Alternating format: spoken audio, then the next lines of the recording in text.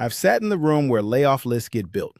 I've watched HR and finance decide who stays and who goes. And here's the part nobody tells you going in. The people who worked the hardest, the ones who showed up early, stayed late, skipped their kids' game, answered emails on vacation, were often the first names circled. Not because they weren't good at their jobs, because hard work, by itself, was never actually the currency you thought it was. If you've built your whole career strategy around effort, I need you to hear this before it costs you something. I'm Dre, and this is the channel where I talk about what actually happens behind the doors of corporate offices, recruiting rooms, and calibration meetings. The parts of the job nobody explains to you when you take your first offer letter. So stick around. And if this way of seeing things is useful to you, an easy subscribe helps more people find it. Let's start with the employee everyone assumes gets protected. Maybe it's you. First one logged in, last one to leave. Working through lunch, taking the laptop on vacation, just in case something comes up. Answering the message at 9 at night because it felt faster than letting it wait until morning. Missing the recital, missing the wedding, missing the weekend, because there was always one more deliverable, one more fire that only you could put out. In your head, that's the resume that gets you promoted. That's the track record that gets you spared when the cuts come. In my experience, it's usually the opposite. Leadership doesn't look at that person and think, here's someone I need to keep no matter what. More often, they look at that person and think, here's someone who'll do it without being asked twice. Your devotion doesn't register to them as value. It registers as a lack of price. And once something is available for free, in most of the systems I've worked in, the price tends to stay at zero. It's not that anyone sits down and consciously decides to exploit that willingness. In most cases, nobody frames it that way even internally. It's simply that budgets get built around what people are already willing to absorb. And if you're already absorbing it without complaint, there's no line item forcing anyone to change that. Meanwhile, watch who actually gets the next promotion. It's rarely the quietest, hardest working person in the room. It's usually the one who's easy to be around. The one who tells a good joke in the stand-up, who remembers people's kids' names, who the VP wants to grab a drink with after the offsite. That's not really a coincidence, and it's not fair. But in a lot of organizations I've been inside, performance reviews are supposed to be about output, and on paper, they are. In the room where the actual decisions get made, they're often about who people are willing to advocate for. Calibration meetings aren't scored purely off a spreadsheet. They're a negotiation between managers about who they'll spend their political capital defending. And managers tend to fight harder for people they genuinely enjoy having around. There's a mechanism underneath this that's worth naming directly. Hard work is often invisible by default. Someone has to notice it, translate it, and repeat it in a room you're not in. Visibility, on the other hand, advertises itself. A well-told story about a project takes 30 seconds to land in a meeting, while the 6 weekends that made that project possible never get mentioned at all, because nobody was there to see them. The misconception is that good work speaks for itself. In most systems I've watched operate, it doesn't. It just sits there quietly until someone with influence decides to speak for it. And that someone is usually more willing to speak up for people they like. Here's the reframe I want you to sit with. Your relationship with your employer is usually not a partnership. It's a transaction. They agree to pay you a defined amount for a defined set of responsibilities. That's the actual agreement on the table. When you go beyond that, when you quietly absorb extra scope, extra hours, extra stress, without renegotiating any of the terms, you haven't earned anything yet. You've just given something away for free. Most companies aren't structured to voluntarily pay you more simply because you decided to give more. Somebody has to ask for the adjustment, clearly and on the record. If nobody asks, in my experience, nobody adjusts it on their own. And the gap between what you're doing and what you're being paid for just keeps quietly widening. This is where it stings the most.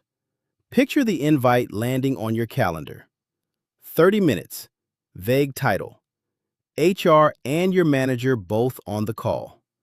You dial in already knowing what it is. And the whole time, some part of your brain is replaying every late night, every weekend you answered a message instead of watching your kid's game, every trip you spent half present because you had one eye on your inbox. None of it stopped this meeting from happening. That's usually not because the company is uniquely cruel. It's because none of that effort was ever the thing actually keeping you employed. In most of the systems I've seen, headcount decisions get made against budget lines and org charts, not against a mental tally of who deserved better. The role gets eliminated, not the person, and the sacrifices you made never actually entered that calculation to begin with. This lands hardest if you're in your 40s, 50s, or 60s. You can feel the shift happening around you.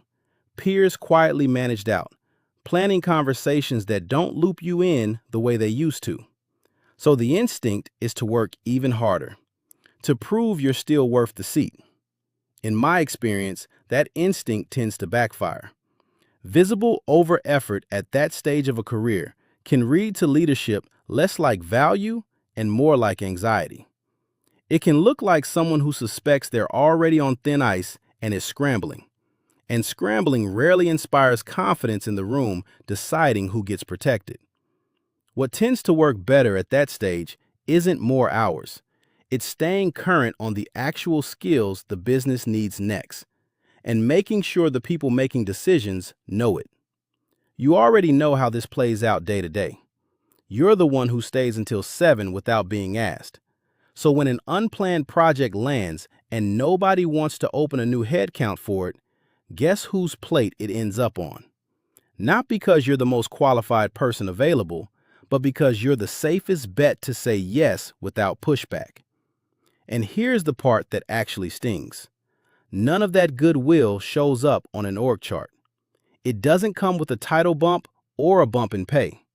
It just quietly becomes the new baseline expectation, the thing you now have to keep doing just to stay even with where you already were.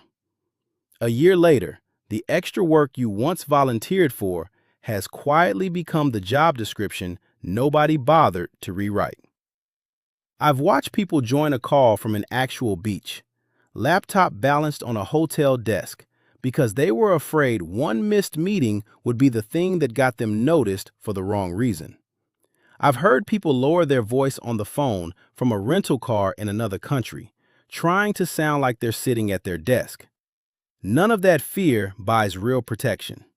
If a business decision is made to cut a roll, the fact that someone answered from vacation isn't part of that calculation. There's a secondary cost too. In most cases, it doesn't read as dedication to the people around you, it reads as anxiety. It signals that you don't fully trust your own position, and that read is rarely a flattering one in a room full of decision makers.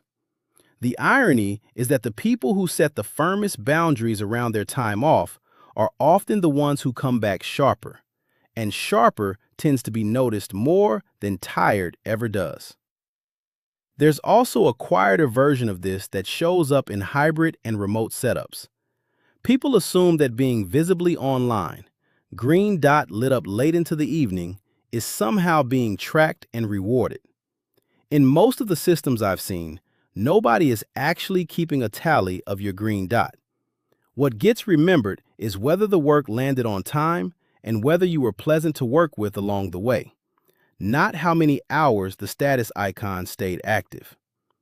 Chasing visibility through availability alone usually just produces exhaustion with nothing to show for it.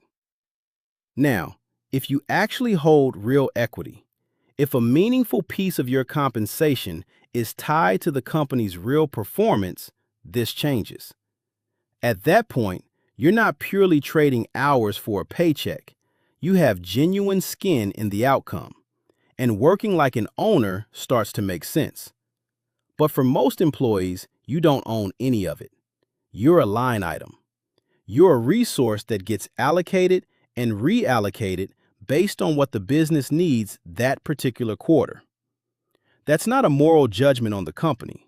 It's just the actual shape of the arrangement, and it helps to see it clearly instead of through the lens of loyalty. Loyalty is a personal value. It's not usually a term written anywhere into how compensation or headcount decisions actually get made. And when you hear the word efficiency in a town hall, it helps to translate it in real time. In most of the situations I've been part of, efficiency functions as fewer people producing the same output, which usually transfers value toward shareholders and senior leadership rather than toward the people actually doing the work. It's rarely personal. It's usually just a number on a slide that someone senior needs to move in one direction before the next earnings call. None of this means the people making those decisions are villains. In most cases, they're responding to pressure from somewhere above them too. But understanding where the pressure is actually pointed helps you stop taking it personally when it eventually reaches you. Here's the strange relief in understanding all of this clearly. Once you stop treating your job as a loyalty test you're constantly trying to pass, something loosens. You stop absorbing extra scope purely out of guilt. You stop quietly apologizing for logging off at a reasonable hour.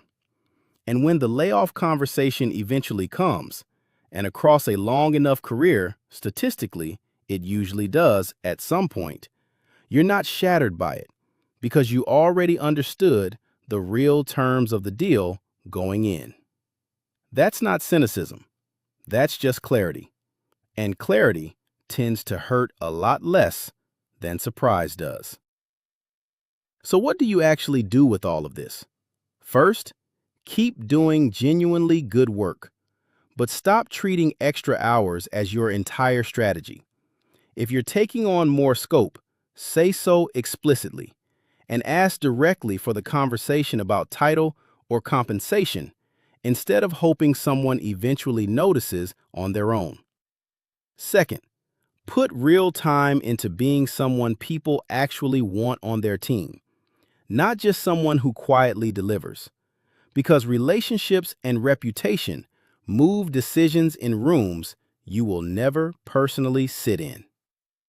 Third, keep your own record of your wins in plain, simple language, updated in real time, rather than reconstructed from memory during review season.